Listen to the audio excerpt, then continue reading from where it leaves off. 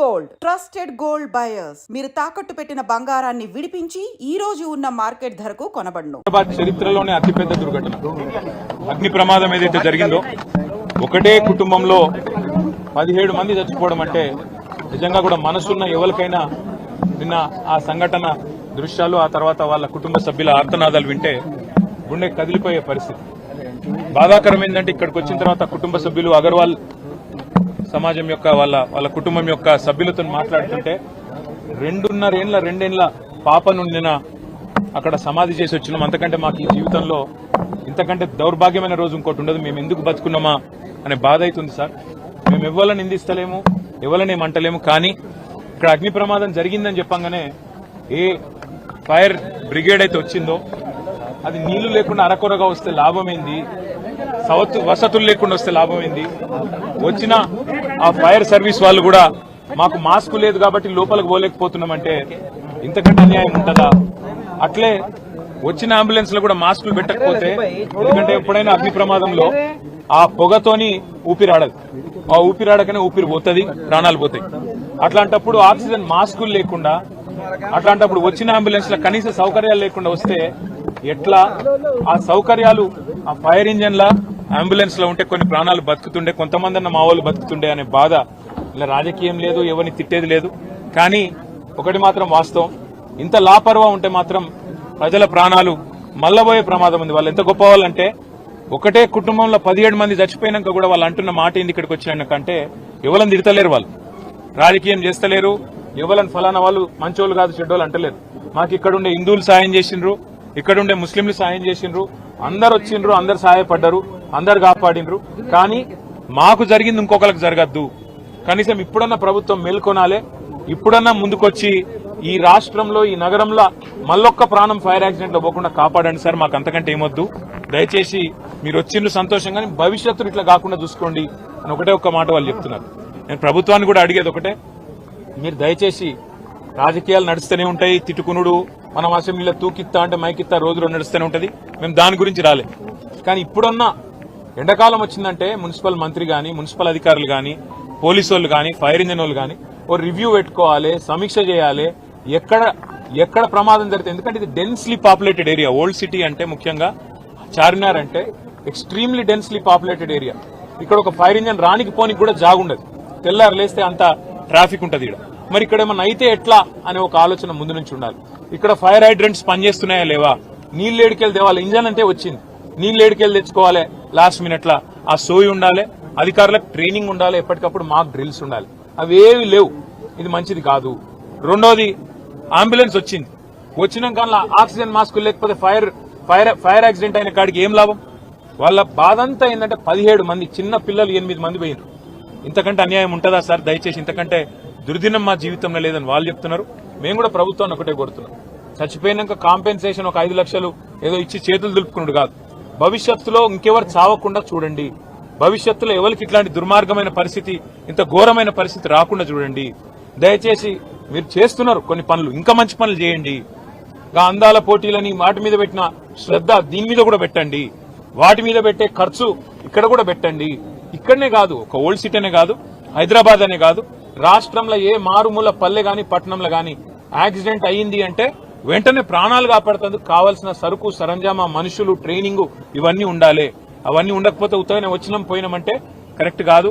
ముఖ్యమంత్రి గారు కూడా వచ్చేది ఉండే, కనీసం వచ్చి చూస్తే, ఎందుకంటే ఆయననే హోంమంత్రి, ఇంకొకరు ఎవరు లేరు. మరి ఆయన కిందికే ఫైర్ డిపార్ట్మెంట్ వస్తుంది, ఆయన కిందికే హోంశాఖ వస్తుంది. ఆయన వస్తే అధికారులు కూడా అప్రమత్తంగా ఉంటారు, అధికారులు కూడా చేస్తారు. వాళ్ళు తనలాడేది వాళ్ళు తనలాడుతున్నారు, పోలీసు వాళ్ళు, మున్సిపల్ అధికారులు వాళ్ళు పాపం చేసే కాడికి చేస్తున్నారు. కానీ పైనున్నోళ్ళు పైసలు ఇవ్వాలి, ఒకప్పుడు మాక్ డ్రిల్స్ ఉండాలి. దయచేసి భవిష్యత్తులో ఎక్కడ కూడా మళ్ళీ ఇట్లాంటి ప్రమాదం జరిగేటట్టన్నా మనం ప్రయత్నం ఉండాలని కోరుతూ, మరి వాళ్ళకి ఇచ్చిన కాంపెన్సేషన్ కూడా కరెక్ట్ కాదు. 5 లక్షలు ఇచ్చిండ్రు, ఇక అదేదో సరిపోతుంది అన్నట్టు. కానీ ప్రాణ నష్టం జరిగింది, ఆ కుటుంబమే ఇవాళ అతలకుతలమైంది. ఖచ్చితంగా కనీసం ఒక 25 లక్షల నష్టపరిహారం ఇవ్వాలని చెప్పి రాష్ట్ర ప్రభుత్వాన్ని మేము కోరుతున్నాం. మళ్ళా భవిష్యత్తులో ఇట్లా ఎక్కడ కూడా ఎవరికి కూడా కావద్దు. సంబంధించి కూడా ప్రభుత్వం కొంత ఏదన్నా వాళ్ళకి మినహాయింపు ఇవ్వాలి, ఆ కుటుంబం కండగా నిలబడాలని కోరుతూ, ఇలా మేము రాజకీయాలు మాట్లాడడానికో ఎవరన్నా తిట్టేందుకు మేము రాలేదు. కేవలం ఇది మళ్ళా జరగద్దు, ఇంకెవరికి జరగద్దు, ఈ కడుపు కోత ఇంకెవరికి మిగలొద్దు అని మాత్రమే ప్రభుత్వానికి మేము విజ్ఞప్తి చేస్తూ, మీ అందరు కూడా हमारे जितने यहाँ भाई है बहुत इसमें आज यहाँ पे आने के बाद एक दर्दनाक एक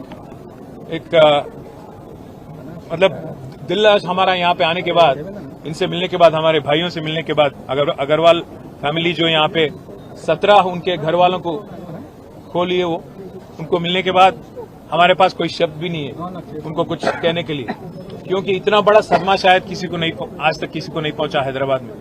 एक ही घर में 17 उनके फैमिली मेंबर, आज उनका डेथ हो गया. और उसकी एक ही वजह है, अगर जल्दी से यहाँ जो एम्बुलेंस आई, जो फायर इंजन आई, उसमें पानी का सहूलत रहता और ऑक्सीजन मास्क रहते, तो कुछ लोग कम से कम उनमें से बच जाते. ये नहीं कह रहा हूं कि मैं 17 के 17 बच जाते, पर कम से कम एक या दो भी अगर बचते तो एक उनकी भी आज कुछ उनको कुछ थोड़ा राहत मिलता. गवर्नमेंट से, सरकार से एक ही रिक्वेस्ट है, सीएम से भी एक ही रिक्वेस्ट है, आप खुद होम मिनिस्टर हो, आप आज जो यहाँ पे एक्सीडेंट हुआ, यहाँ पे जो दुर्घटना घटी, आप वो जान तो आप वापस नहीं ला सकते, उनको तो आप वापस नहीं ला सकते, पर कम से कम आगे ऐसा ना हो, इस बारे में आप थोड़ा रिव्यू करो, पैसा दो और पूरी तरह से इक्विपमेंट दो. आपके जो एम्प्लॉइज हैं फायर में या म्युनिसिपल में या पुलिस में, उनको ढंग से ट्रेनिंग दो, मॉक ट्रेनिंग करो, मॉक ड्रिल करो, क्या कि ताकि ऐसे आगे जाके कहीं और हैदराबाद में या तेलंगाना में कहीं और ऐसी दुर्घटना ना घटे. और सीएम से मैं एक और चीज भी कहना चाहता हूं, आप जो ब्रांड प्रमोशन के लिए कर रहे, चार मीनार के पास मिस यूनिवर्स को, मिस वर्ल्ड को बहुत लोगों को लाया, पर यहाँ के लोगों की भी जान की भी आप परवाह आपको रहना चाहिए. आप कम से कम एक बार आके जाते कल, तो आज कुछ यहाँ पे स्टेप अप करते, ऑफिसर भी थोड़ा एफर्ट स्टेप अप करते, जल्द से जल्द यहाँ पे बाकी जहाँ अनसेफ एरियाज हैं उनकी भी रिव्यू होती, शायद एक बार आप आ जाएं तो अच्छा होगा. ये भी मैं चीफ मिनिस्टर से, होम मिनिस्टर से कहना चाहूंगा. और आखिरी में मैं इतना ही डिमांड करूंगा कि जो कल एक्सग्रेशिया अनाउंस किया गया 5 लाख, वो काफी नहीं है. यहाँ पे काफी सारा प्रॉपर्टी नुकसान भी हो गया, और यहाँ पे 120 साल से जो एक फैमिली थी, उनका पूरा आज घर उजाड़, घर रोड पे आ गया. तो इसलिए मैं रिक्वेस्ट करना चाहता हूं गवर्नमेंट से, हुकूमत से, कि आप 5 नहीं 25 लाख ऐलान करिए, कम से कम उनको फिर अपना धंधा फिर से शुरू करने के लिए और उनका घर फिर से बसाने के लिए थोड़ा मदद मिल जाती. और उनके लिए हमदर्दी जो आप आज जता रहे हैं, हम लोग सब लोग आके यहाँ बता रहे हैं, उनके तरफ से आज घर वालों से बात करने के बाद उन्होंने एक चीज कहा कि साहब हमारा तो घर पूरा का पूरा उजड़ गया, पर कम से कम ऐसा किसी और के साथ नहीं होना, उसके लिए आप कुछ करो. मैं उनका आज दुख में शामिल हूं, और जितने भी जाने गई, जितने भी कल एक्सीडेंट में मृत्यु हुई, उन सबके लिए हम प्रार्थना करेंगे. और गवर्नमेंट से भी हम आगे जाके पर्सनली भी रिक्वेस्ट करेंगे. और నిజంగా ప్రస్తుతం ఉన్నటువంటి సమాజం దేనికి ప్రయారిటీ ఇస్తుంది? ఆర్థిక సంబంధాల చుట్టూ మాత్రమే తిరుగుతోంది. మళ్ళీ ఎన్నికలంగానే చాలా విరక్తి కలుగుతున్నాం. మంచి అనిపిస్తుంది కదా, లేడీస్ కూడా ఛాలెంజింగ్ జాబ్స్ చేసినప్పుడు చాలా బాగుంటది. ట్రాఫిక్ అసిస్టెంట్స్ గా నియమించిన ట్రాన్స్జెండర్స్ అందరితో సాల్యూట్ చేయించుకుంటున్నారు. ఫుడ్ డెలివరీ ఇవ్వటానికి వెళ్ళినటువంటి డెలివరీ బాయ్ అనిల్ పై కళ్ళ ముందు